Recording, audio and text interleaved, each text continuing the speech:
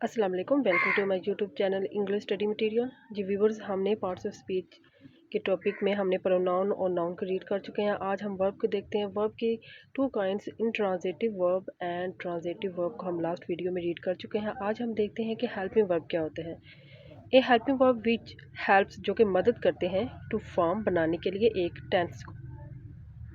Are tense means बनाना, mood of some other verbs, यानी कि जो भी हम सेंटेंस में एक वर्ब यूज़ कर रहे होते हैं, वर्ब होता है एक्शन को शो कर रहा होता है सब्जेक्ट के, उसको इस्तेमाल करने के लिए हम देखते हैं कि वो किस ज़माने में एक्शन हुआ है, और उस शो करने के लिए जो वर्ड इस्तेमाल किए जाते हैं इसे हेल्पिंग वर्ब बोलते हैं। जैसे कि अगर प्रेजेंट में काम में होगा तो हम इज़ एम आर का इस्तेमाल करेंगे, अगर पास्ट में होगा तो वाज का, फ्यूचर में होगा तो विल शैल का इस्तेमाल किया जाता है। इसी तरह ज़माने के लिहाज से जो वर्ड्स इस्तेमाल किए जाते थे हेल्पिंग वर्ब बोलते हैं।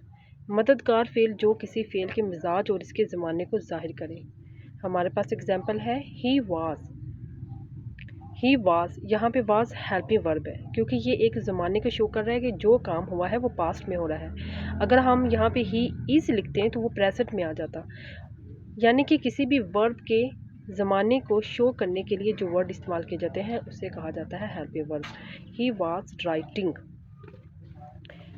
अब हेल्पिंग वर्ब कौन कौन से हैं?